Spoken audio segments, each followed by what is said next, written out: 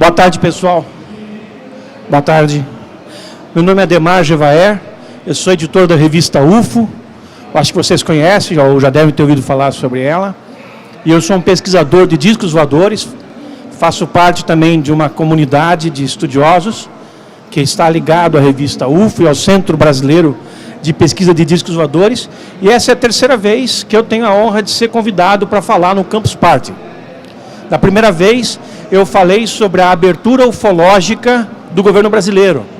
O governo brasileiro, para quem não sabe, sempre pesquisou discos voadores oficialmente, através dos seus meios militares, em especial, claro, a Força Aérea Brasileira.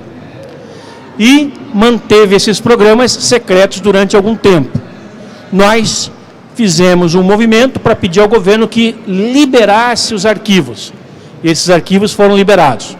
Esse foi o tema da primeira palestra que eu fiz aqui, mostrando o que o governo descobriu sobre discos voadores, principalmente nos anos 50, 60 e 70. Daí, no ano seguinte, no ano passado, eu fiz uma outra palestra sobre aqueles fenômenos nas plantações, que são chamados de agroglifos, aquelas figuras que surgem e que não têm explicação. E algumas pessoas pensam que é fraude, e, no entanto, não é. São sinais legítimos que aparecem em plantações do mundo inteiro, sendo que na América do Sul somente ocorre no Brasil, e no Brasil só em Santa Catarina, e num único lugar de Santa Catarina, que é na cidade de Ipuaçu. Então eu falei sobre esses dois temas das vezes anteriores. E hoje eu vou falar sobre UFOs na Amazônia, que é também um tema muito palpitante, muito interessante e muito rico, como vocês vão ver. As ocorrências que nós temos na Amazônia, elas são dos mais diversos tipos. Dada a enormidade daquela região, e eu não estou falando da Amazônia, apenas no Amazonas, eu estou falando da Amazônia inteira, que começa no Maranhão e vai até o Peru. Embora as nossas pesquisas se concentrem numa área, na região de Belém e outra na região de Manaus. Eu tenho ido a esses lugares com uma certa frequência, entrevistar pessoas que tiveram experiências de avistamento de UFOs naquela região, e não são poucas. Ok. Eu quero pedir desculpa a vocês se essa palestra está escrita em inglês, porque ela foi apresentada recentemente nos Estados Unidos, mas eu vou tratar de falar em português, ok? Bem, em geral, dada a natureza das pessoas na Amazônia, e isso também acontece em outras regiões do Brasil, quando alguém vê um UFO, um disco voador, que em geral tem uma característica luminosa à noite, essa pessoa tem uma tendência a atribuir alguma coisa de folclore à observação. É muito comum você ir até regiões como Minas, Goiás, Mato Grosso, e ao invés de as pessoas falarem em discos voadores, naves extraterrestres, elas falam de mãe d'água, boitatá, mula sem cabeça, virgem de branco, navio fantasma e uma série de outras formas usadas para denominar, de acordo com o folclore e na crença de cada um, o fenômeno que essas pessoas veem. Essas pessoas nessas regiões são muito simples. As áreas são bastante extensas, vive-se em grande isolamento e há uma dificuldade de difundir essa informação e de obter, nos lugares onde esses fenômenos acontecem, algum dado concreto do que ele seja. Então é muito comum que na Amazônia, que é o foco do nosso trabalho hoje, as pessoas se refiram a objetos voadores não identificados, ou aos discos voadores, como popularmente eles são chamados, com nomes folclóricos. Navio fantasma, por exemplo. Vamos ver alguns casos. Fenômenos luminosos, como esse aí, de um objeto que passa sinuosamente pelo céu, é muito visto por pescadores na região amazônica, por deixar um risco no céu, na verdade na nossa retina, que perdura por alguns segundos até desaparecer, esse fenômeno é conhecido como cobra grande, minhocão, e é, na verdade, um fenômeno luminoso provocado por um objeto voador, que nós hoje sabemos que não são artefatos fabricados no nosso planeta. E não só nós, ufólogos, sabemos disso, como o próprio governo brasileiro sabe disso, porque investigou esse fenômeno na Amazônia, e eu vou mostrar como e o que foi concluído. Mas para isso, para que vocês entendam o que o governo descobriu lá, a gente vai fazer um passeio sobre ocorrências na Amazônia, para vocês terem uma ideia de como esses objetos e esses seres lá se manifestam. Porque não são apenas os objetos clássicos os observados, há também os seus tripulantes, quando esses objetos pousam e os seres que estão dentro, no controle dessas aeronaves, dessas espaçonaves, saem e também estabelecem contato com as pessoas. Isso é uma coisa, na verdade, muito simples de se entender. Nesse exato momento em que nós estamos conversando aqui agora, existe aí por volta de uma dúzia de maquininhas espalhadas entre Marte e a Lua, fazendo buraco no chão, tentando descobrir se há alguma forma de vida nesses planetas. Esses seres que nos visitam fazem a mesma coisa, mandam as suas máquinas para fora dos seus mundos, em busca de outros mundos onde haja possibilidade de vida. A diferença entre nós e essas outras civilizações é puramente tecnológica. Esses seres, por estarem muito mais à nossa frente, têm condição de construir máquinas que viajam pelo universo, ou pelo menos entre grupos de estrelas, e que vêm até a Terra, como também vão a outros planetas. E nós, ainda hoje, com a nossa pouca tecnologia, embora pouca em termos, né? Nós temos uma considerável tecnologia. No entanto, a nossa tecnologia só nos permite fazer voos curtos. A gente consegue ir até a Lua com muita dificuldade. A gente consegue ir até Marte com muita dificuldade. A gente manda sondas para tirar fotografia de asteroides, de satélites de Júpiter, de anéis de Saturno. Enfim, nós estamos fazendo exatamente a mesma coisa que essas outras civilizações estão fazendo. Nós estamos buscando o que há lá fora. E dentro de algum tempo, talvez algumas décadas, nós vamos fazer exatamente o que essas civilizações fazem hoje, que é mandar naves tripuladas a distâncias muito maiores, para buscar formas de vida em planetas que já estejam documentados, que já estejam catalogados. Hoje, para vocês terem uma ideia, nós temos apenas informação da existência de planetas além desses do sistema solar. E alguns deles comprovados. Mas nós não temos a menor ideia de como esses planetas são. Só podemos fazer uma vaga estimativa. Ou seja, tudo que nós conseguimos com a nossa ciência até agora foi saber o que há em alguns pontos do universo e mais ou menos bem o que há no sistema solar, sendo que a nossa capacidade de exploração do espaço se limita a esses corpos que eu havia dito e a essas maneiras como nós fazemos essa exploração, ou seja, de maneira muito limitada.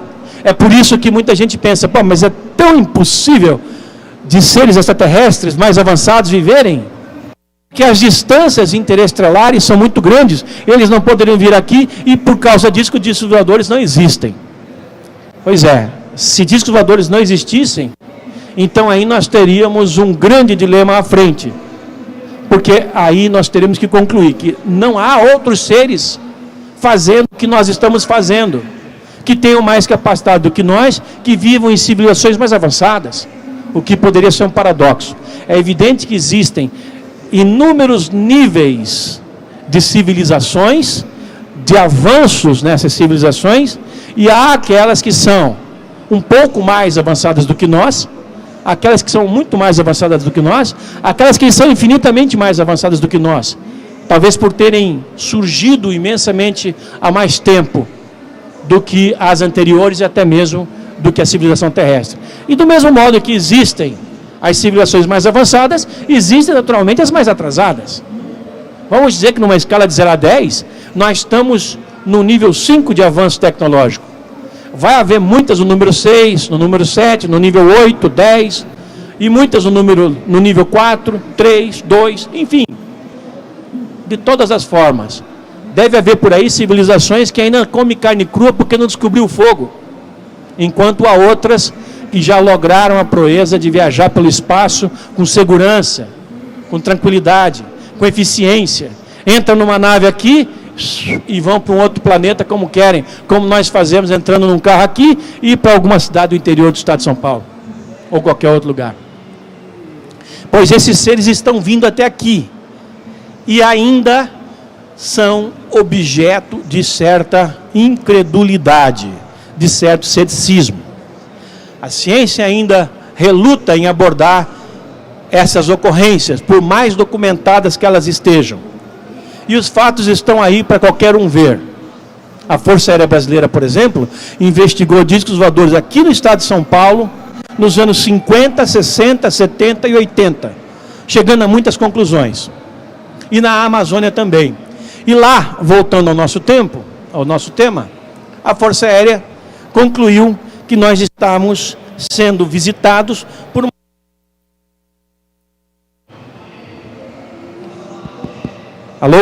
uma espécie muito avançada de civilização que se deteve em alguns pontos de uma região próxima a Belém e de uma região próxima a Manaus.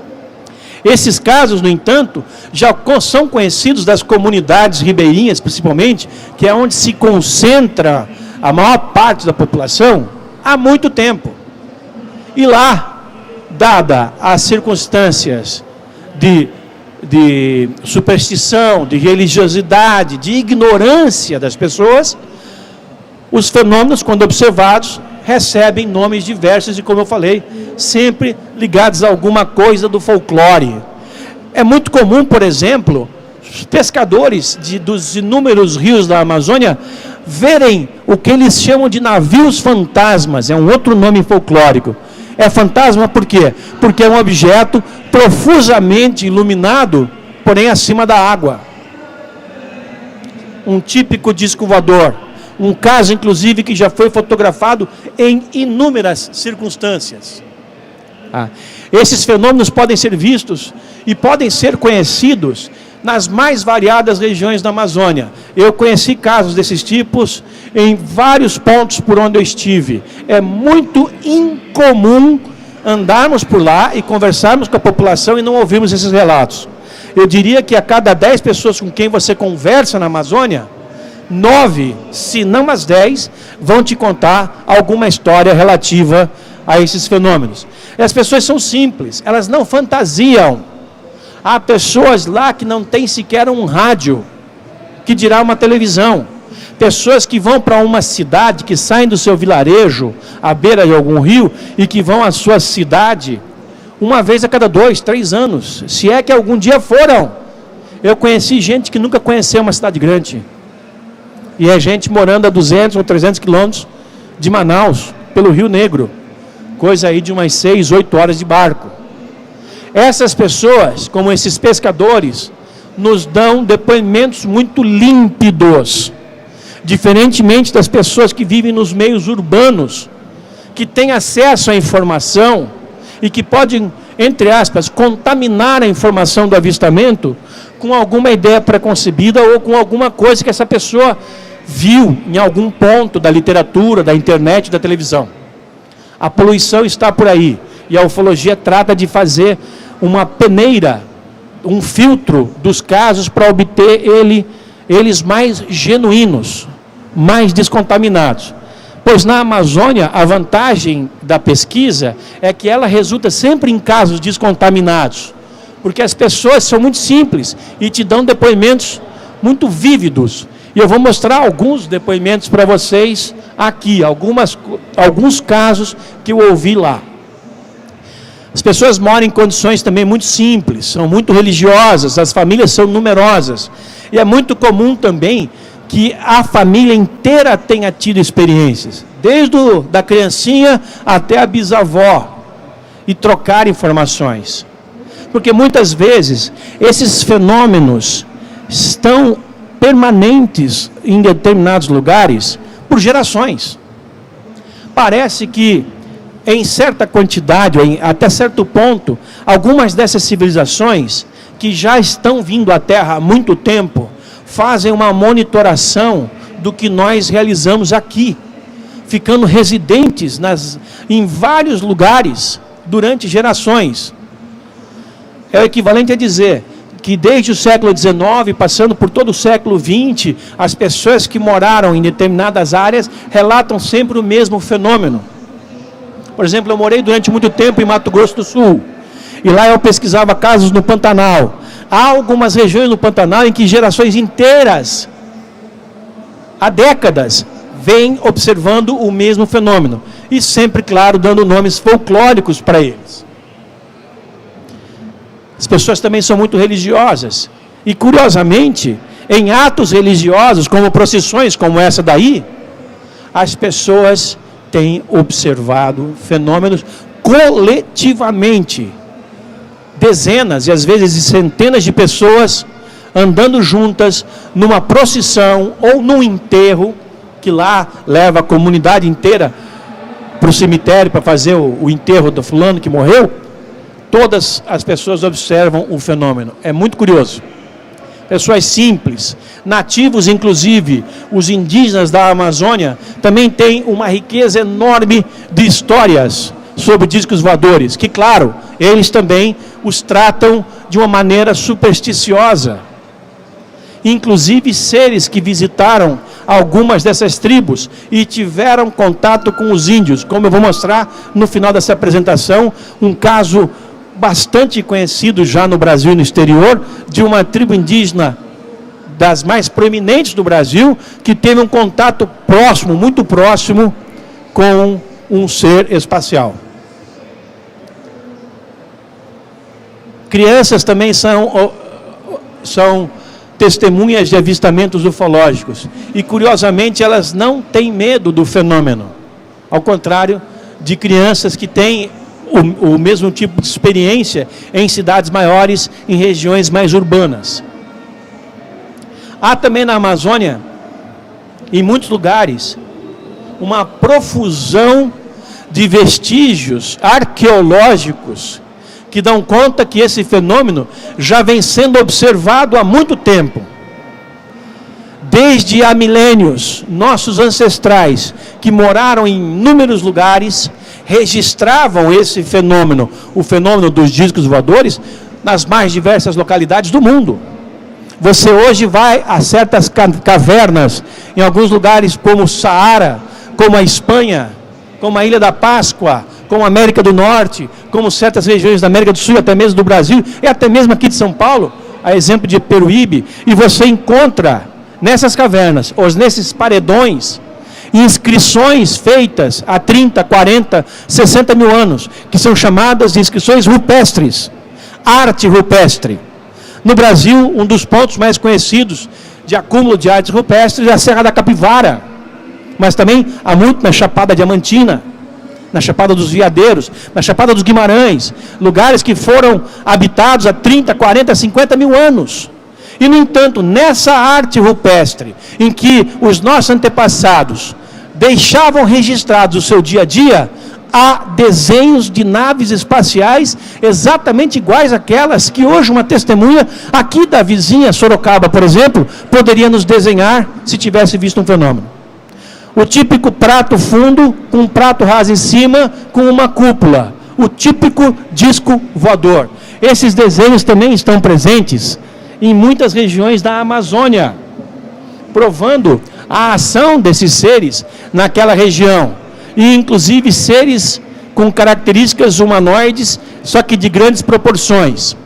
E há ainda, claro, um fenômeno por ser esclarecido, que eu não entendo por que até hoje não se fez uma excursão ou uma expedição para se desvendar esse mistério, que é a existência de pirâmides num determinado ponto ao norte do Pará.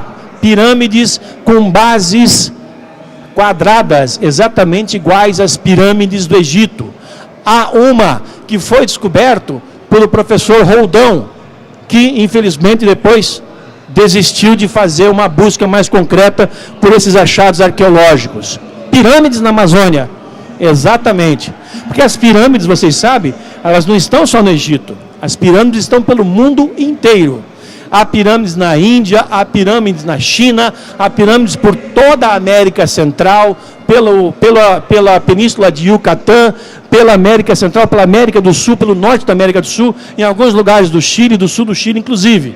Pirâmides, parece que era um símbolo comum aos nossos antepassados, a produção desses artefatos. E também na Amazônia, elas estão presentes.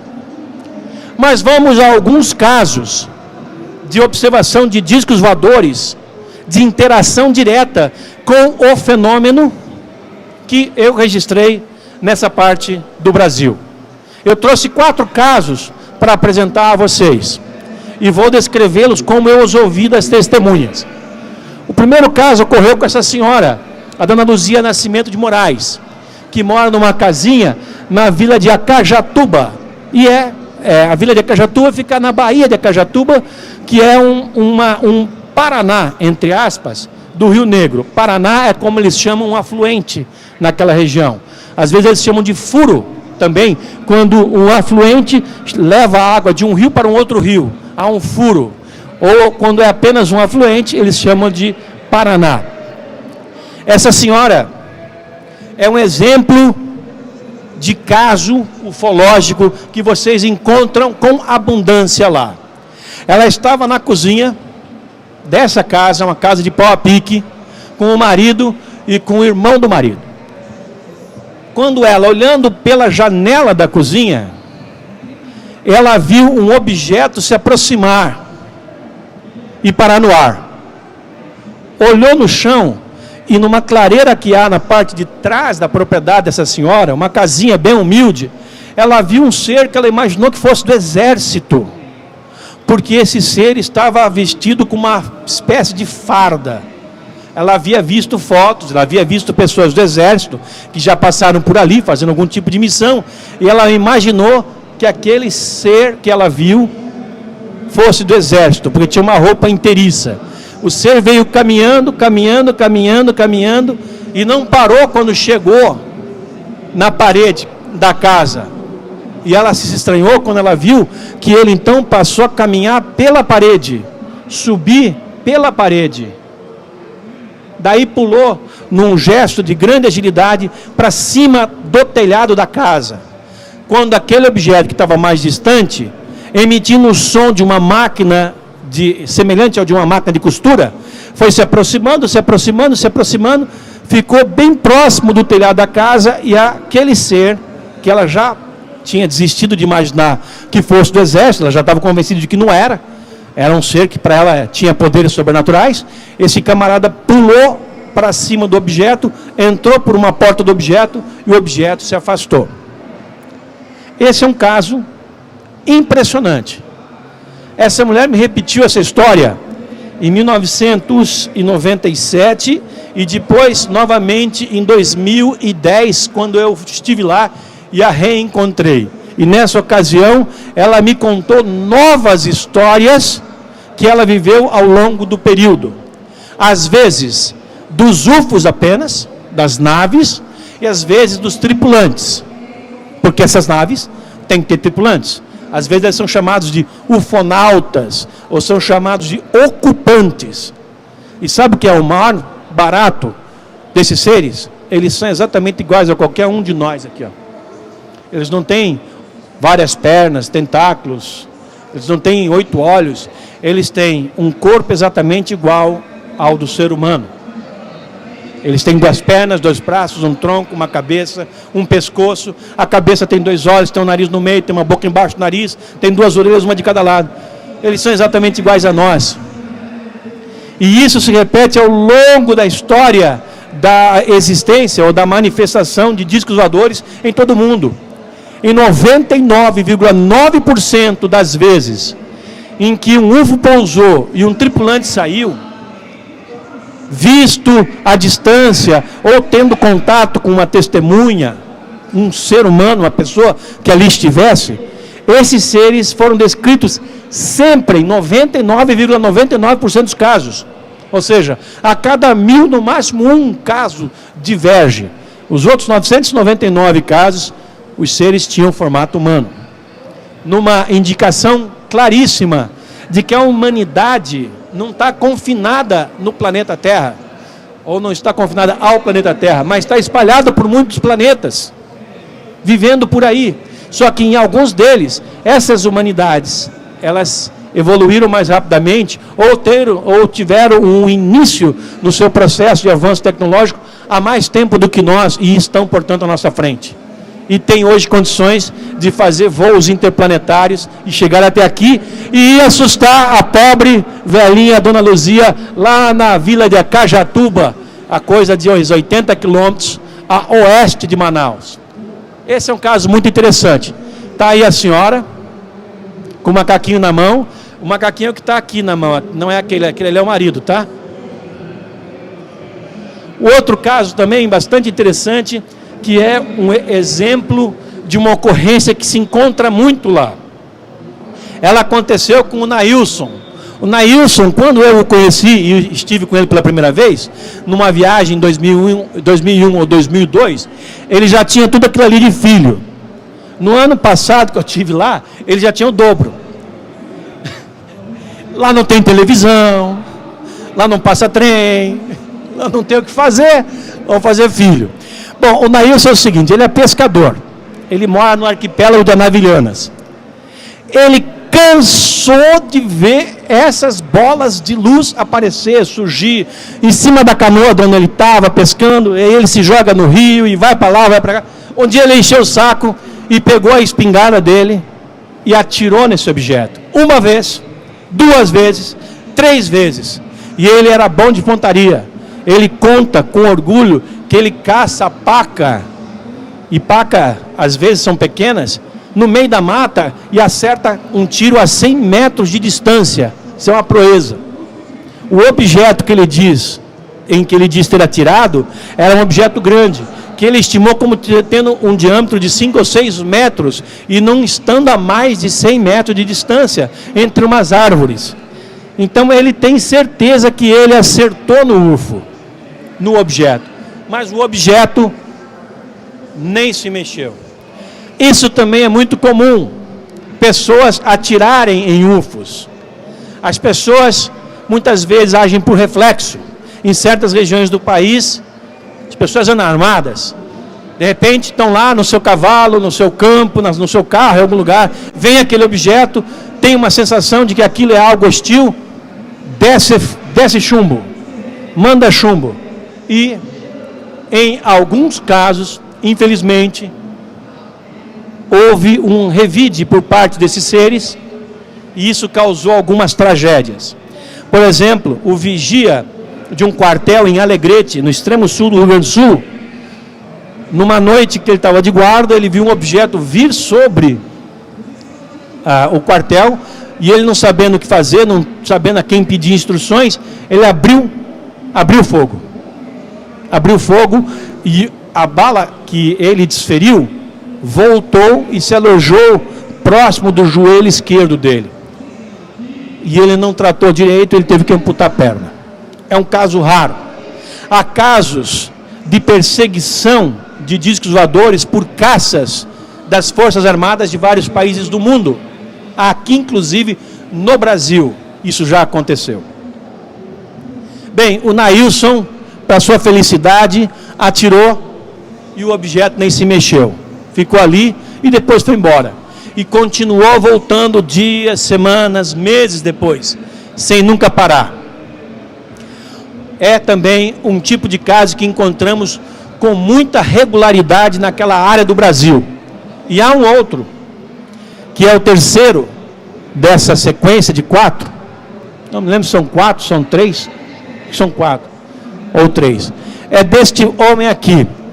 Eu selecionei algumas ocorrências que pudessem dar um panorama do que há de mais contundente na manifestação do fenômeno UFO nessa região do Brasil.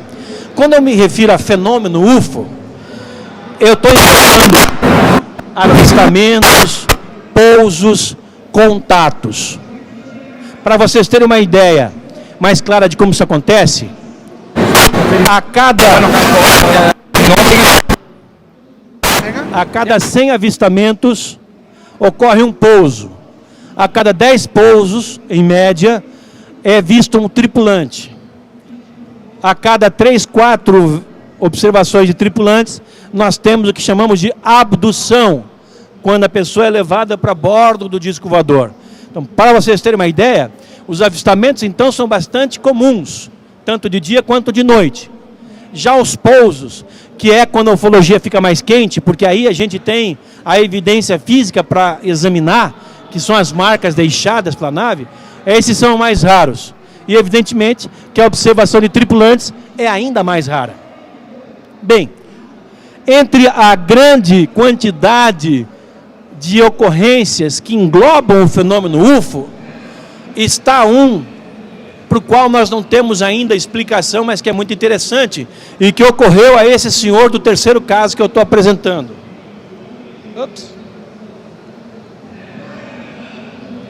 O seu Odon, que é da vila de São Tomé, ali próximo de Acajatuba. Parece um homem muito forte, né? Quando eu tirei essa fotografia, há uns anos atrás, ele já estava beirando os seus 80 anos. Estava com 70 e alguma coisa. É, de fato, um homem muito forte. Como são muitas das pessoas que lá vivem, que estão habituadas a um trabalho duro e a uma vida mais natural do que a que nós levamos aqui. Não tem estresse, não tem nem carro onde ele mora, não tem nada. Mal é mal, usa um barco de vez em quando. Pois um fenômeno aconteceu a esse senhor numa certa ocasião, muito interessante. Ele estava com a sua esposa doente e não sabia o que fazer. Ele era noite, não havia médico, não havia recurso, e ele pensou que a saída mais viável era levar a mulher até a casa dos parentes dela. Isso aconteceu uns 20 anos antes dele ter me concedido essa entrevista. Ou seja, quando ele ainda estava com seus 50 e poucos anos. Ou ainda, quando esta região toda era ainda mais primitiva do que era quando eu estive lá, eu entrevistei, e do que é até hoje. Bem, ele disse que não sabia o que fazer, ele pegou a mulher, botou a mulher num barco e foi remando através desse canal, que é o canal de Acajatuba, até chegar ao Rio Negro, e daí ele tinha que atravessar o Rio Negro, porque os parentes da mulher moravam do outro lado do rio. Gente, ali o Rio Negro tem uma largura de uns 2 quilômetros. E esse canal, que eles chamam de Paraná, até o Rio Negro tem outros 2 quilômetros. Eu andei isso aí tudo de barco com motor e motor forte. Pois ele foi num barco a remo à noite com a mulher doente e gemendo na canoa. Remando. Eles são habituados a remar, inclusive à noite, ou quando nós não conseguimos ver nada. Eles conhecem aquela região como a palma da sua mão.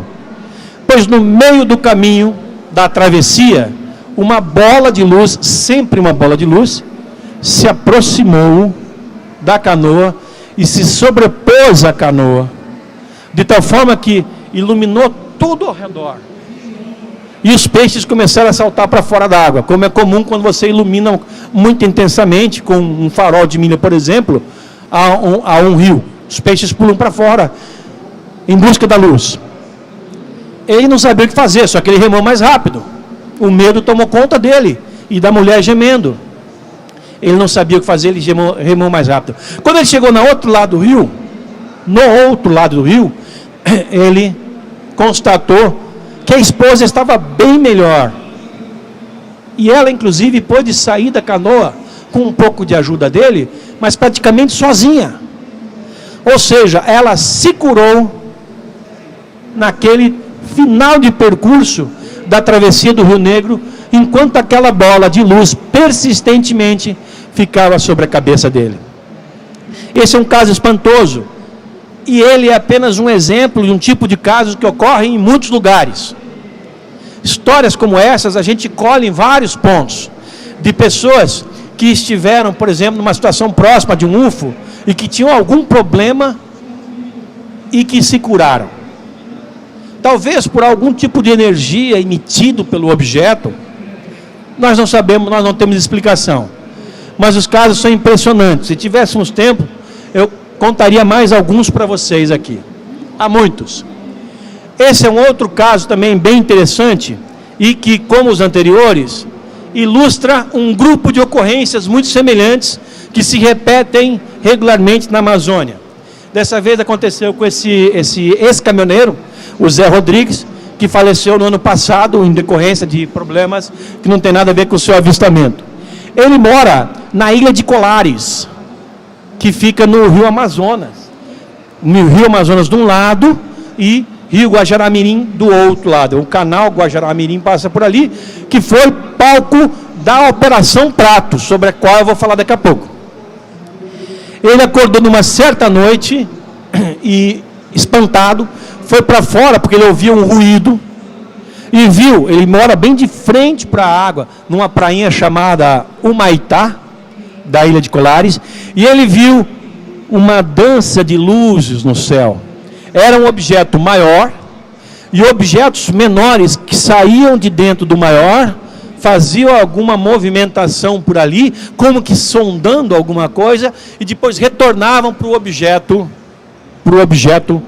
maior. Esse objeto maior recebe o nome de nave-mãe. E os objetos menores, eles podem tanto ser naves tripuladas como naves automáticas, que são remotamente controladas ou autocontroladas, e que na ufologia nós chamamos de sondas, ou sondas ufológicas. Ele viu uma profusão desses objetos fazendo movimentações a 300 metros diante da casa dele. Esses são apenas alguns casos. Eu tenho nos meus arquivos centenas deles. Indo para essas regiões com uma certa regularidade, e o meu esporte é esse, eu gosto de fazer, eu ouço todo tipo de história. E sabe qual é o meu processo de pesquisa? É super científico. Eu arranjo um barco e um cara para pilotar o barco e saio bem cedinho, sempre estou à margem de um rio, e saio bem cedinho e eu escolho, bom, hoje eu vou percorrer esse rio pela margem direita e percorro até as 6 da tarde, por pelo menos 10, 12 horas aquele rio, parando de casa em casa que eu encontrar pelo caminho, e às vezes a gente fica uma hora e meia navegando sem encontrar casa nenhuma, porque elas são muito rarefeitas, surgem às vezes a uma aqui, a outra só a 2 quilômetros para frente, e em cada casa que eu acho, eu paro, eu entro, eu converso com os proprietários, eu converso com os ribeirinhos, e pergunto a eles diretamente sobre a observação de fenômenos naquelas regiões. E invariavelmente, mas olha gente, é sempre, alguém tem uma história para contar. Claro, eles raramente dão o nome de disco voador. E se você pergunta algo assim, você já viu um disco voador? Uma nave alienígena, extraterrestre? Não, senhor, isso nós nunca vimos. Mas você nunca viu uma luz à noite que venha do céu, que apareça, faça algumas manobras, depois vai embora? Ah, isso a gente vê sempre. Então, é a maneira como você pergunta, a forma como você trata essas pessoas. Elas têm uma riqueza de histórias para contar.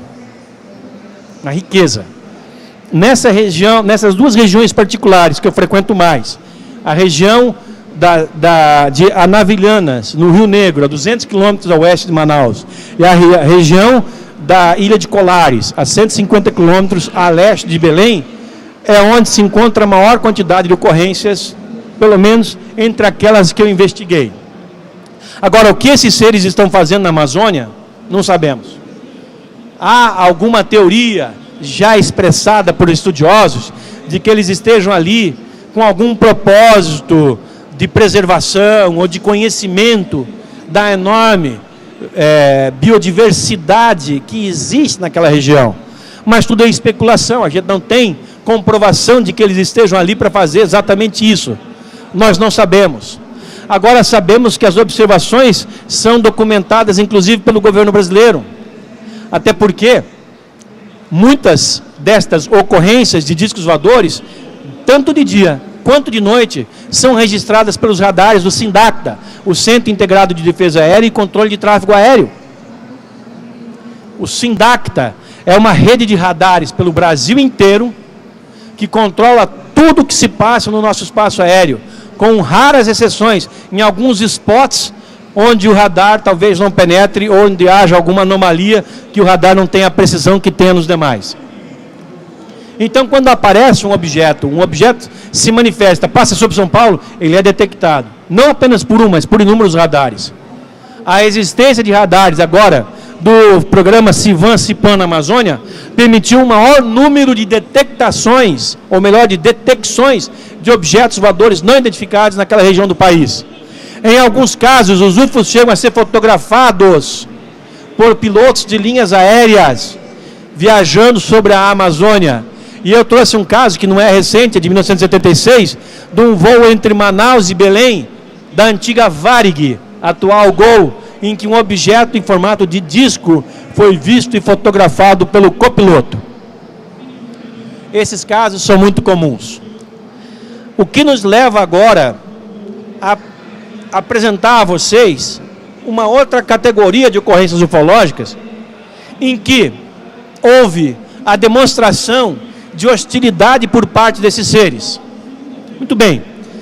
Especialmente na década de 70 e especialmente numa região a leste de Belém, desde a divisa do Maranhão até a região a 100 quilômetros de Belém, mas também em Belém, nos anos 70 um fenômeno se manifestou. Eram bolas de luz, às vezes com um formato cilíndrico, como se fosse uma lata de cerveja ou de refrigerante, que apareciam e emitiam raios de luz na direção das pessoas. Esses raios atingiam as pessoas, que caíam desfalecidas, às vezes por minutos, às vezes por horas, às vezes por dias.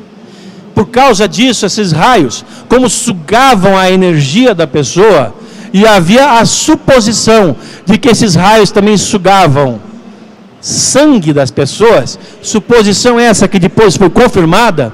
Esse fenômeno passou a ser chamado pelos moradores de chupa-chupa. O chupa-chupa, ou apenas o chupa, como eles chamam lá, ou chupa-chupa, ou chupa, ou também aparelho, como eles falam, vinha geralmente à noite, ao entardecer, até o amanhecer. E nos anos, principalmente de 74, 75, 76, foi extremamente ativo. Sendo que em 77, a situação chegou ao pânico em certas regiões da Amazônia. Os objetos vinham de cima. Geralmente só se via uma luz, e daquela luz vinha o raio. Mas às vezes se via uma figura como essa, quando mais de perto, que era o que está por trás da luz. Em alguns momentos, parece que a luz se desligava e era possível ver o que estava envolto, o que estava dentro dela, a luz envolvendo o objeto. Essas luzes queimavam as pessoas. Eles atingiam, em 2/3 dos casos, mulheres. Em apenas 1/3 eles atingiam homens. A luz era descrita como sendo uma mangueirinha, quase que um raio laser dentro de uma mangueira. Quem pôde ver mais de perto, viu que havia 3 tubinhos dentro dessa luz. E a luz tinha a capacidade de fazer curva. Vocês já ouviram que luz faz curva? Pois é, essa luz aí fazia curva. Quando ela atingia as pessoas, em geral as mulheres, era da região do tórax para cima e produzia ferimentos que necrosavam a pele muito rapidamente. Não havia o que você pudesse fazer. Onde quer que você estivesse, onde quer que você estivesse, você poderia ser atacado. As pessoas tinham medo. Esse era um camarada considerado um dos mais corajosos, que era o seu Newton Cardoso e o outro, o Manuel Coronha, os dois mais corajosos da ilha. E, no entanto, eles foram atacados. O Newton Cardoso, eu estive com ele várias vezes, e ele conta que até hoje ele não recuperou a energia que foi tirada dele por aquele raio de luz. Desde então, ele nunca mais foi o mesmo, ele conta. A luz funcionava assim: um objeto no alto emitia Só que aqui a grossura da luz está desproporcional. Não havia lugar a salvo. A luz penetrava as casas das pessoas, que eram casas humildes. Os raios de luz apareciam por todos os lugares, obrigando as pessoas a correrem. E elas se encontravam muitas vezes nas praias da ilha de Colares, onde está a vilinha de Colares, e eles faziam fogueiras ali, e ficavam todos juntos, achando que fazendo fogueiras eles iam conseguir afastar aquelas luzes deles. E de fato, no começo dessa estratégia, as luzes ficavam afastadas, mas depois isso já não funcionava mais, e as pessoas continuavam sendo atacadas. A última solução foi se abrigar na igreja. Então, todas as tardes, quando chegava o final do dia, o sol estava se pondo, que é quando as luzes vinham, os moradores afugentavam, ou tentavam afugentar o fenômeno, e não conseguindo, eles batiam panelas, colheres em panelas, ou panelas com panelas, para alertar os vizinhos. E assim todo mundo avisado, corria para a igreja, onde o padre acolhia todo mundo, e a igreja, como sendo a única construção de alvenaria, ela era mais blindada contra a ação desses misteriosos objetos. Agora imaginem, isso estava acontecendo dentro do Brasil, em 1977 principalmente. Quantos de vocês ouviram falar disso? Nem naquela época se falava. A imprensa falou muito pouco, porque imediatamente os militares tomaram conta da situação, ou seja, tomaram conta no sentido de impedir que as informações saíssem daquelas localidades, mas não conseguiram impedir que as pessoas continuassem sendo atacadas. Até que, numa certa ocasião, em julho de 1977, a situação ficou tão insuportável para os moradores daquela região do Pará,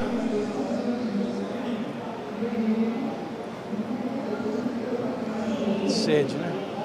Para você está fresquinho aí, né?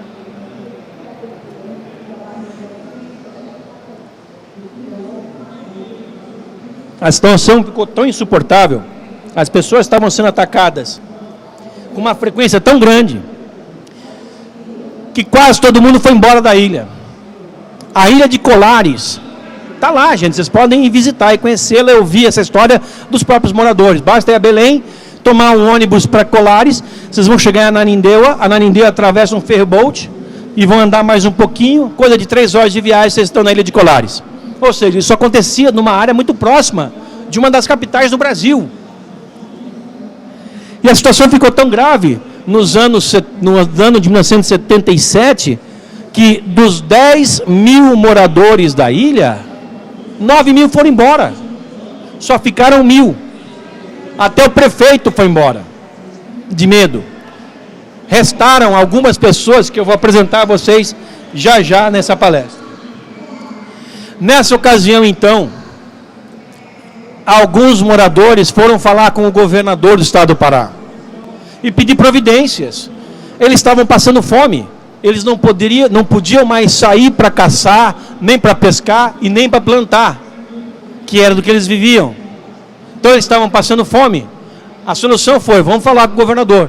Foram lá, pediram uma audiência, falaram com o governador. E o governador tomou a seguinte providência: chamou o comandante da base aérea de Belém, é onde fica o primeiro comando aéreo regional. O comandante era o brigadeiro, que se chamava Protásio de Oliveira. Falou: comandante, tem que tomar uma providência. Aquelas luzes que estão aparecendo em Colares vêm do céu, e céu é assunto da Força Aérea Brasileira. Vocês têm que fazer alguma coisa. E então a Força Aérea Brasileira estabeleceu a Operação Prato para investigar discos voadores na Amazônia. A Operação Prato teve início em setembro e foi até dezembro de 1977 e resultou em 2 1.000 páginas de documentos produzidos, relatando, descrevendo as investigações e os avistamentos de discos voadores naquela área, principalmente os ataques. Entrevistas com as testemunhas e as vítimas. A Operação Prato também resultou em nada menos do que 500 fotografias de discos voadores. Vocês vão ver algumas daqui a pouco. E há 16 horas de filmes. Tudo isso feito pela Força Aérea Brasileira oficialmente, com verbo oficial, numa missão oficial, no meio da mata, durante 4 meses. Uma pessoa foi muito importante na descoberta da natureza desses fenômenos, que é a doutora Velaide Cecim. Ela ainda tinha 24, 25 anos, recém-saída da faculdade de medicina. O primeiro emprego como médica dela foi ser a chefe da unidade sanitária, do posto de saúde de Colares, que é aquela construção ali atrás. E ela atendeu a mais de 400 vítimas de ataques do fenômeno. E ela estima que foram mais de 1.000 pessoas. Ela presenciou 3 óbitos de moradores em decorrência dos ataques. E também descreveu que os ataques não eram só sobre seres humanos, mas também atingiam animais, cavalos, vacas, porcos e até cachorros. Ela própria, estando um dia a caminho de casa, ela saiu por volta das 6 horas do seu trabalho na unidade sanitária, e ela morava num quartinho ali para frente, alguns quarteirões. No meio do caminho, um desses fenômenos se manifestou sobre ela, e ela pôde ver nitidamente aquele formato específico de uma lata. Essas são outras testemunhas do fenômeno que descrevem os seus avistamentos. Todos eles, e assim como esses investigadores, estiveram em contato com essas luzes e documentaram as suas manifestações, ao mesmo tempo em que a Força Aérea Brasileira pesquisava os fatos naquela região. Essa é a balsa que leva e traz do continente até a ilha de Colares, um percurso que não se leva mais que meia hora. E essa balsa foi várias vezes alvo de ataques dos objetos. E para ali dali as pessoas não tinham para onde fugir. Elas estavam em cima da balsa e os objetos vinham e as atacavam. Porém, durante o tempo em que a Força Aérea esteve lá, investigando o fenômeno com o Irangê Holanda, o chupa-chupa deu uma trégua. Os ataques passaram a ser bem menos constantes, bem mais raros. E, curiosamente, o Irangê Holanda e seus homens nunca foram atacados. Assim como a Velaide, que esteve debaixo de um fenômeno, pensou que ia ser atacada e não foi. Ela atribuiu ao fato dela ser loira, ter cabelos claros, porque ela disse que dentro da nave, uma nave que aparecia sempre com uma espécie de um para-brisa, havia 2 seres, e isso foi descrito por muitas pessoas daquela região, e ela disse que aqueles 2 seres também tinham cabelos loiros, e ela acredita que por isso ela não foi atacada. Eu já acho que não é essa a explicação. Eu acho que aqueles seres, naquelas naves, sabiam muito bem qual era a função de um e de outra pessoa naquela região. Ela não foi atacada porque ela estava ali para alguma missão específica. Ela não era da população, ela não era uma das tantas cobaias desses seres para ser atacada, assim como os militares que lá chegaram.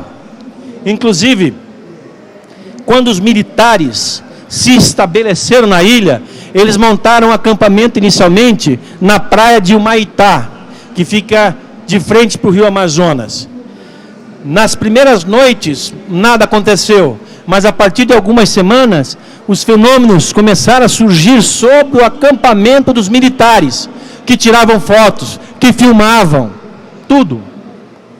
Com o passar do tempo, os UFOs cercavam praticamente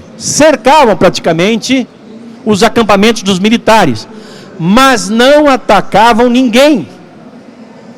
e, eventualmente, os militares trocavam seu acampamento de um lugar para outro.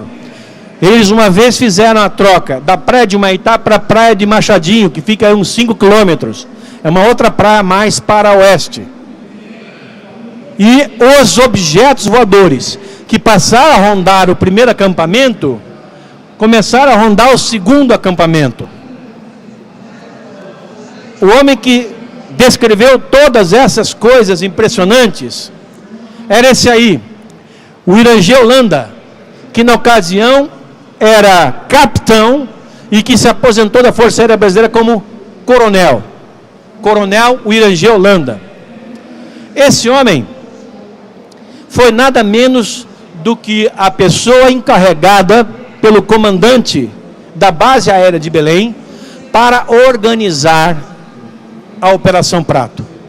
Inclusive o nome Operação Prato foi dado por ele.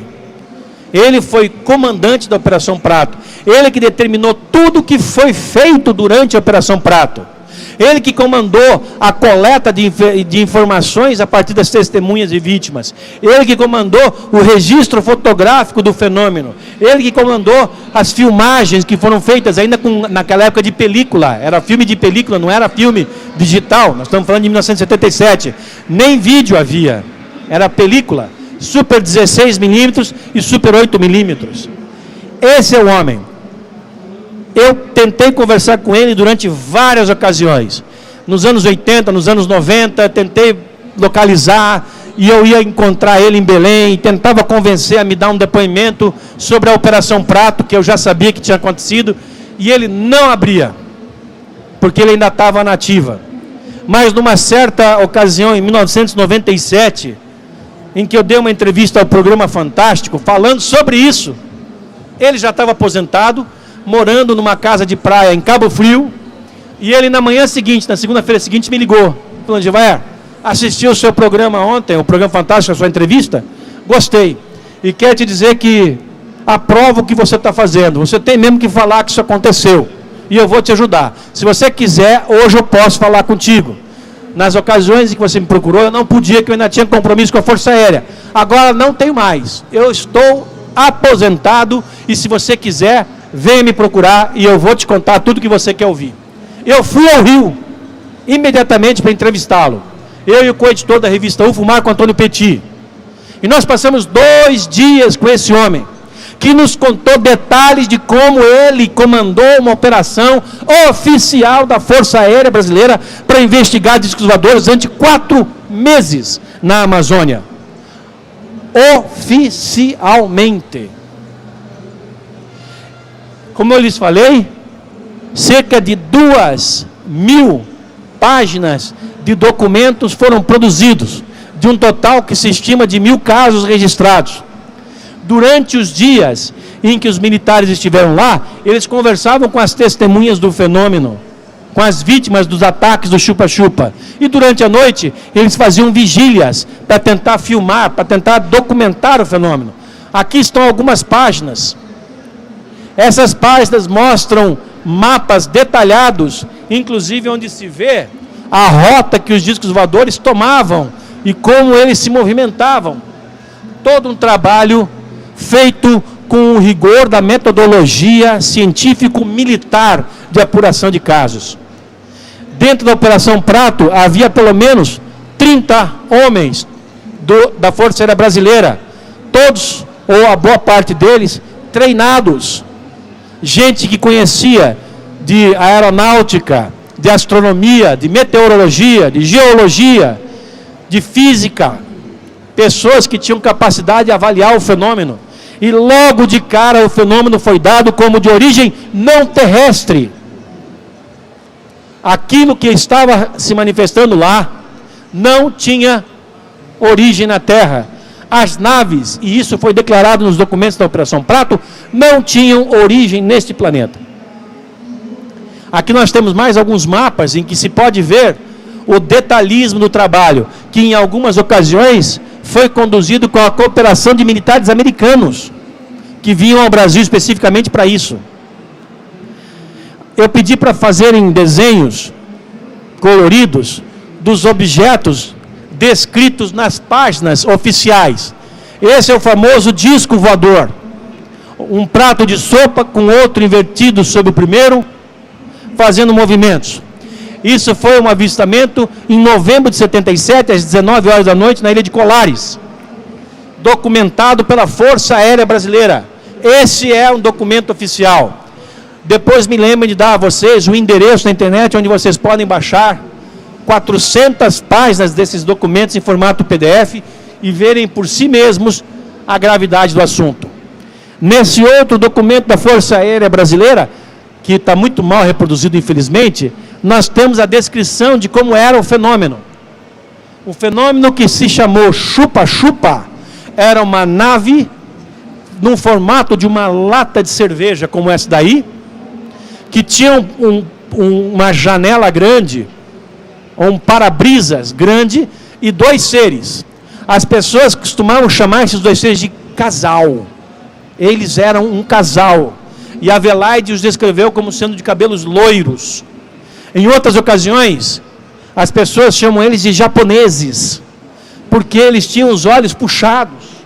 Quem viu bem de perto, especialmente numa região a 2.000 quilômetros dali de Belém, lá no arquipélago de Anavilhanas, onde esse fenômeno também se manifestou, embora sem os ataques, as pessoas viam os objetos tão de perto, jogando inclusive mangueiras para sugar algum tipo de líquido dali, além da água que vinha naturalmente na mangueira.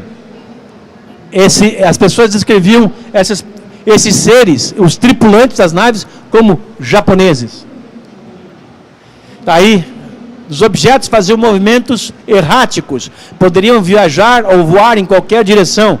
Vejam que nós estamos falando do mesmo tipo de objeto em formato de lata, que tem, deixa eu voltar, que tem na sua parte de baixo, essa saliência da onde saíam os raios que atingiam as pessoas. Raios, eu repito, que faziam curva, como os raios lasers, mas que fazem curva. Está aqui mais um desenho de um objeto com algum tipo de sistema de propulsão. Aquela é a documentação pela Força Aérea Brasileira. E aqui está o desenho reproduzido a partir da documentação.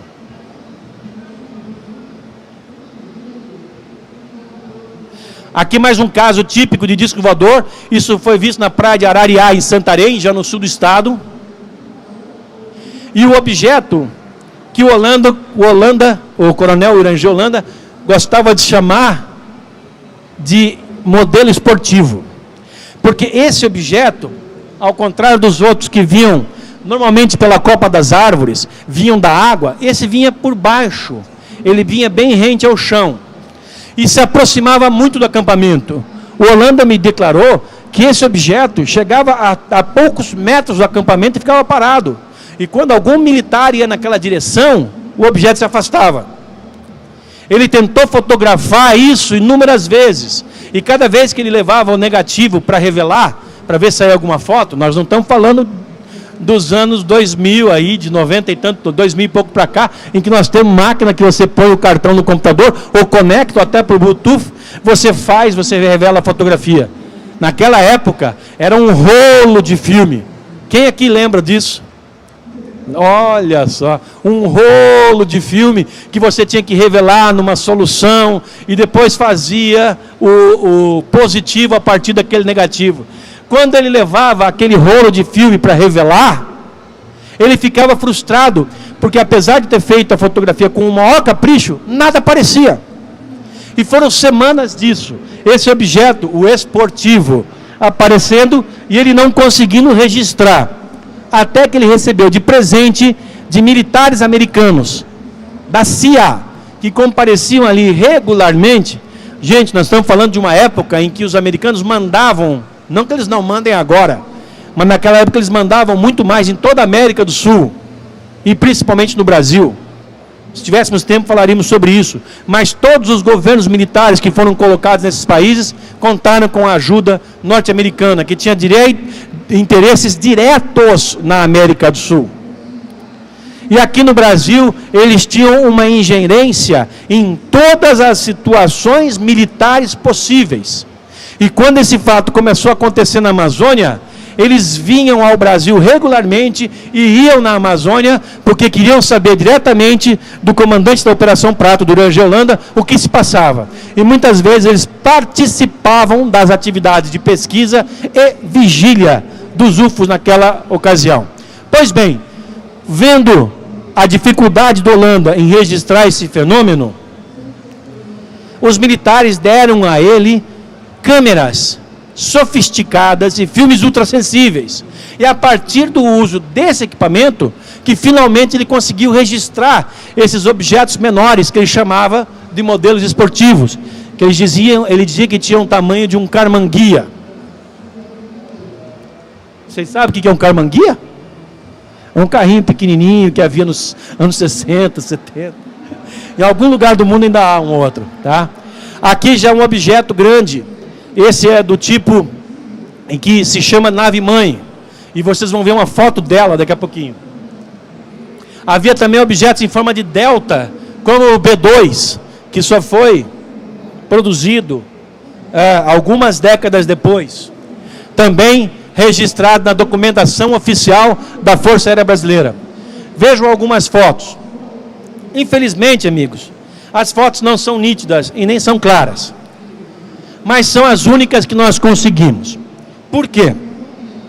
Eu falava no começo dessa palestra que a Força Aérea Brasileira aceitou um pedido dos ufólogos, da revista UFO e da Comissão Brasileira de Ufólogos, para abrir seus documentos secretos sobre discos voadores. A Força Aérea Brasileira pesquisou os UFOs dos anos 50, 60 e 70. Durante os anos 50, no Rio, em 1954. Durante os anos 60, aqui em São Paulo, aqui do lado, no 4º Comando Aéreo Regional, aqui em Cambuci. Ali funcionava o Sistema de Investigação de Objetos Aéreos Não Identificados, SIOANI, que em 1969 era o maior organismo oficial de pesquisas ufológicas do mundo. Hoje, não há um organismo semelhante. Em vários lugares do mundo, sim, há, mas aqui no Brasil não há.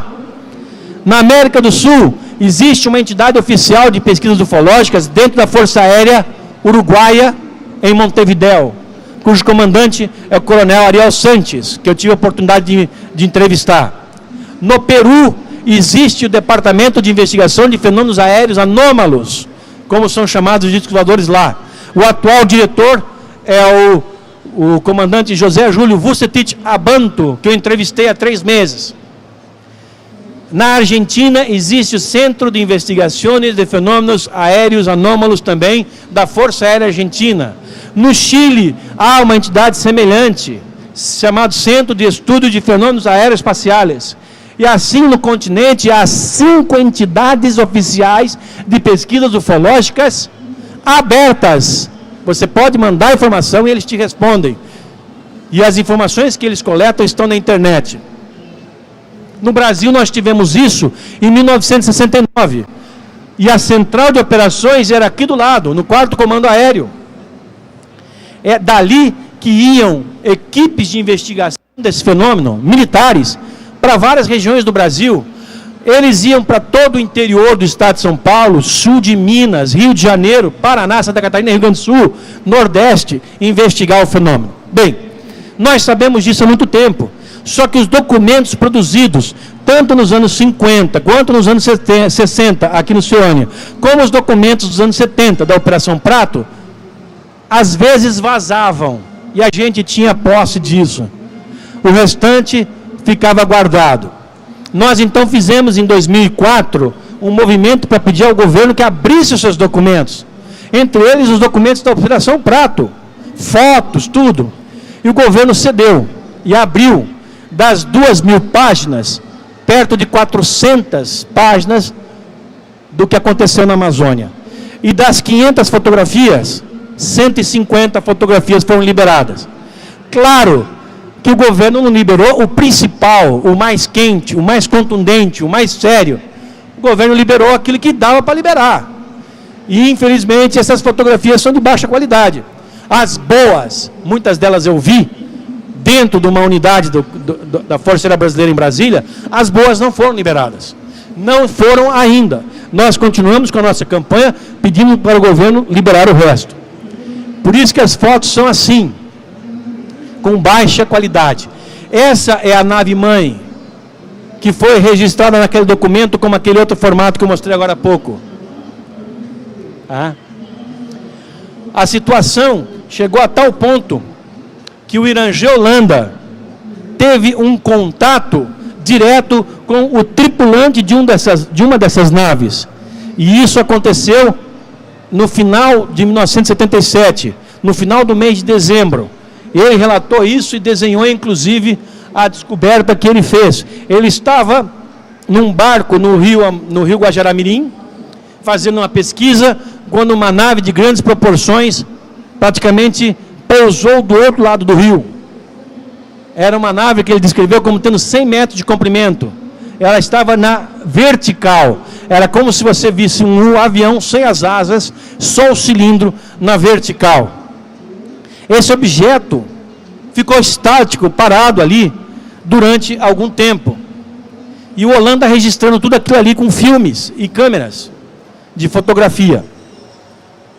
De repente abriu-se uma porta na parte superior do objeto e desceu uma criatura. E essa criatura se aproximou dele. Não houve contato falado, não houve gesticulação nem nada. A apenas alguns metros de distância, a criatura num uniforme inteiriço branco, inclusive sobre a cabeça, e apenas com um visor, e os militares, ele e o seu ajudante de ordens, o Flávio Costa, dentro do barco, se entreolharam e o ser novamente voltou para o objeto, flutuando no ar, e o objeto subiu lentamente e depois disparou. Isso foi declarado por esse homem na entrevista que nós tivemos. Todas essas informações que eu estou passando para vocês estão em detalhes no site da revista UFO, que é ufo.com.br.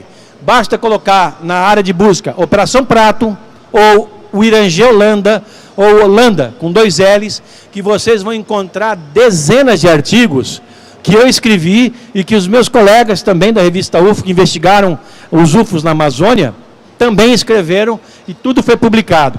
Todo esse conteúdo, são centenas de páginas, fotos e documentos, estão gratuitamente disponibilizados no site da UFO. Assim como estão os documentos, cerca de 400 páginas da Operação Prato. Bem, para encerrar isso, deixa eu contar uma história. Para encerrar esse trabalho, deixa eu contar uma história de um fato que marca a tradição cultural, rica, por sinal, dos índios, de uma certa etnia amazônica. Nós estamos falando dos Kayapó. Os Kayapó ocupam uma vasta área do Alto Xingu, e eles são divididos em várias subetnias, sendo uma delas os índios Xikrin. Os Xikrin não são aculturados, mas não são hostis, já convivem com o homem branco até uma certa medida, e eles até hoje conservam em suas tradições, religiosamente, a crença de que eles vieram de fora, de que eles são de um outro lugar. Eles fazem cerimônias anualmente para celebrar essa crença que eles têm de terem vindo de fora da terra, de terem ligação com fora da terra. Entre as suas principais lendas está a de Bep Cororote. Bep Cororote é um indivíduo representado por esse índio fantasiado com essa roupa de palha. Lá em cima vocês veem ele inteiro. Segundo a lenda do Xikrin, Bep Cororote veio na sua canoa celeste. Sua canoa celeste é como os índios chamaram a nave do Bep Cororote, que pousou em uma certa região próximo de um morro, e esse cidadão, que chamou-se Bep Cororote, recebeu o nome dos índios de Bep Cororote, ele passava os seus dias ali, e volta e meia saía com a sua canoa celeste e voltava. Essa é a tradição dos índios, os índios a contam dessa maneira. E a certa distância, os índios viam que Bep Cororote parecia estar pelado. porque ele tinha uma roupa muito colada no corpo, um uniforme. Então, volta e meia, os índios resolviam tomar providências, porque diziam que o Bebe Cororote estava ofendendo as índias. Então, iam os índios lá para ter um quebra-pau com o Bebe Cororote e voltavam todos quebrados. O Bebe Cororote tinha uma superioridade física muito grande e batia nos índios. E o pior e o mais temido instrumento que o Bebe Cororote tinha era essa clava, que dava choque. Era chamada de cope. Essa é a história do Bebe Cororote. Volta e meia, os índios iam lá e tomavam cacete do Bebe Cororote. Até que um dia, se você não pode com eles, junta-se a eles, né? Os índios resolveram fazer amizade com o Bebe Cororote e chamaram o Bebe Cororote para a sua tribo. E nessa tribo, Bebe Cororote conviveu com os índios durante anos, inclusive casando com uma índia. Tudo isso aí é a história dos índios que eu estou narrando a vocês. Veja se eles poderiam criar isso do nada. Esse ser espacial, Bebe Cororote, casou-se com uma das índias, teve filhos, e um dia resolveu ir embora e levou a mulher e os filhos. E até hoje, os índios Xikrin esperam que ele volte. Como eles receberam esse ensinamento de Bebe Cororote, que eles não são daqui, eles se fantasiam anualmente, durante uma certa época, para prestar uma homenagem e para aguardar a vinda do Bebe Cororote. As crianças, desde cedo, já são fantasiadas, e os índios também. Tudo isso é decidido em conjunto por eles, que querem manter preservada e viva essa rica história do seu folclore. Jamais mudaram a versão da história, que por sinal foi descoberta por um indigenista brasileiro, o senhor Peret, que já não está mais entre nós. Eles cultivam de tal maneira a história do Bebe Cororote, que até mesmo reproduzem para os seus cerimoniais, em que fazem as suas honras à mítica entidade, eles cultuam a cope, aquela clava, aquela vara que Bebe Cororote usava e que dava choque. E isso é o que eles têm de mais profundo em toda essa história, que está na sua tradição, no seu folclore. Eles dizem que o retorno desses seres, comandados por Bebe Cororote, em sua canoa voadora espacial, está perto. E que o céu é o lugar do povo que vive acima, enquanto a terra é o céu do povo que mora embaixo. Como pode uma informação tão rica e uma história tão complexa partir de índios primitivos do meio da Amazônia, que quando contaram essa história para o primeiro branco, até então não tinham tido contato com nenhum outro? Quando o indigenista Peret lá chegou, descobriu essa história e foi um dos primeiros, se não o primeiro homem branco a ter contato com esses índios. E se admirou de ver que história rica era essa que esses homens e essas mulheres do Alto Xingu contavam. Se nós andarmos pelo mundo procurando etnias na África, na Austrália, na Ásia, muitas delas muito isoladas, inclusive na América Central, nós vamos escutar histórias idênticas de seres que vieram do espaço e que conviveram com os índios que ali moravam. Na África, para vocês terem uma ideia, existe uma etnia, os Dogons, que já conheceram as estrelas Sírius A e B décadas antes delas serem descobertas. E essa coisa se repete com etnias em várias partes do mundo. E não é diferente na Amazônia, onde, como nós vimos, há uma grande quantidade de ocorrências ufológicas, de enorme riqueza, e que apenas durante uma época demonstrou uma certa utilidade para conosco, que foi aquele período dos anos 75, 76, 77. Quando a Operação Prato foi encerrada, em dezembro de 77, foram registrados apenas mais alguns casos de chupa-chupa e depois o fenômeno parou. Hoje, as luzes ainda se manifestam, muitas vezes com aquelas mesmas formas. Porém, não mais atacam as pessoas. Bem, perguntei a várias pessoas que estiveram envolvidas nesse processo, ao comandante Holanda, a Velaide Cecim, aos jornalistas do Pará que fizeram a cobertura do fenômeno em tempo real, qual era a ideia que eles tinham? Por que eles acham que aqueles seres estavam atacando seres humanos? Aquelas naves estavam atacando as nossas pessoas. A Velaide acha que eles estavam coletando sangue humano para produzir algum tipo de vacina, para caso eles resolvessem vir com mais frequência no futuro. Uma vacina que os tornasse imune a doenças terrestres. Já o Holanda acreditava que ali naquela região havia alguma energia de algum tipo, que essas naves estavam atrás, esses seres estavam atrás. E como os humanos atrapalhavam, eles resolveram atacar os humanos. Enquanto uma parte dos UFOs estavam atacando os humanos, outra parte estaria atrás dessas outras formas de energia. Essas são, enfim, teorias que tentam explicar, mas nenhuma, evidentemente, é absolutamente certa. Nós, infelizmente, até hoje, não sabemos por que razão, durante aqueles anos, em especial no segundo semestre de 1977, os UFOs atacavam lá.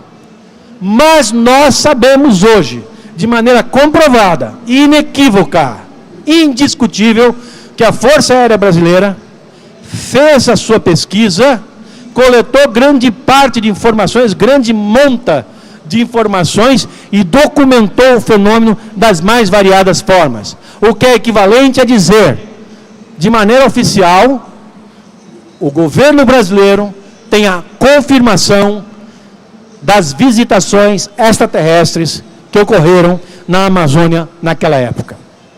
Tá certo? Bem, amigos, isso é o que eu tinha para vocês hoje. Eu espero que vocês tenham gostado. E eu gostaria de dizer a vocês que agradeço mais uma vez a presença de todos. Agradeço o pessoal do Campus Party pelo convite. É o terceiro consecutivo. Eu fiquei bastante surpreso da primeira vez que fui chamado, porque esse é um ambiente acadêmico e a ciência, o meio acadêmico ainda não reconhece os UFOs. Pelo contrário, exercitam ceticismo e uma arrogância muito grande diante de um fenômeno que está aí e que pode nos abrir portas muito fortes para uma nova era, para uma nova realidade. Mas o Campus Party se mostrou flexível, sensível a essa nova forma de conhecimento e chamou os ufólogos para fazer palestras aqui há 2 anos. E viemos então, o Petit e eu, Marco Antônio Petit, coeditor da revista UFO, e eu, fazer a nossa primeira palestra. E no ano passado eu fui novamente convidado e esse ano estou aqui mais uma vez. E quero dizer que se for convidado no ano que vem, trarei sempre, como gosto de oferecer, informações atuais e importantes sobre esse fenômeno, que é, hoje, sem dúvida nenhuma, um dos grandes desafios para a humanidade. Porque a partir do momento que nós descobrirmos que nós não estamos sozinhos no universo, que existem inúmeras civilizações, e que inclusive elas estão aqui agora nos visitando, tudo vai mudar. Nada vai ficar como era antes. Essa revelação vai abrir portas absolutamente inéditas, incríveis e reveladoras, transformadoras para toda a humanidade terrestre. Tá certo? Gente, então, muitíssimo obrigado. Valeu.